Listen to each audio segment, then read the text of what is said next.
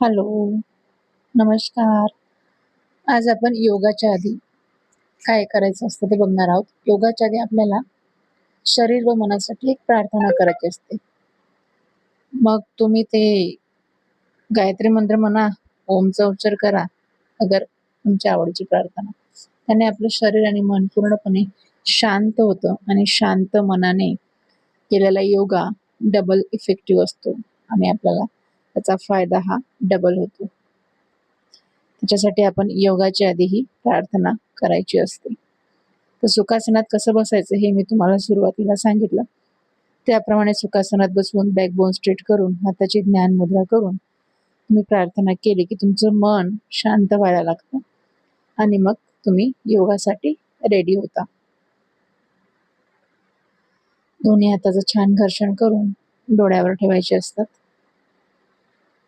आणि मग आपण सूक्ष्म व्यायाम करणार आहोत आपल्या मानेसाठी. सुरुवातीला तुम्ही जेव्हा हे कराल तेव्हा अतिशय हळू वार करायचा आहे. मान ही उजवीकडे नेत सेंटरला आणायची, डावीकडे नेत सेंटरला आणायची.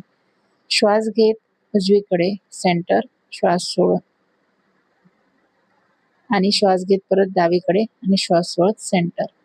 अशी प्रक्रिया तुम्ही 4 ते 5 वेळा तुम्हाला जितक्या वेळा कम्फर्टेबल वाटेल तितक्या वेळा करायची. त्याच्यानंतर आपण मान खाली आणि मागे अशी दोन्ही साईडला झुकवतो. खाली येताना श्वास घ्यायचा, मागे जाताना श्वास सोडायचा. श्वासासोबत योगा केल्याने त्याचं बेनिफिट खूप चांगलं होतं, कारण योग हा श्वासावर चालतो. कारण योग हा नुसतंच एक्सरसाइज नाही आहे.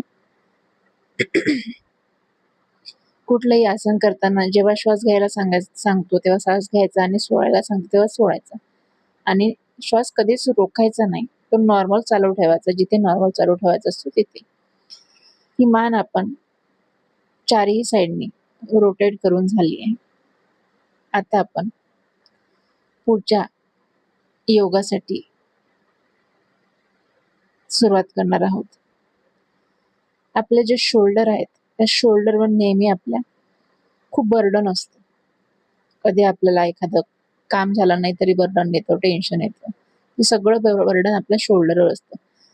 ही योगा केल्याने, ही योगा एक्सरसाइज केल्याने ते बर्डन रिलीज व्हायला मदत होते. आपले शोल्डर मोकळे होतात, स्टिफ झाले असेल तर मोकळे होतात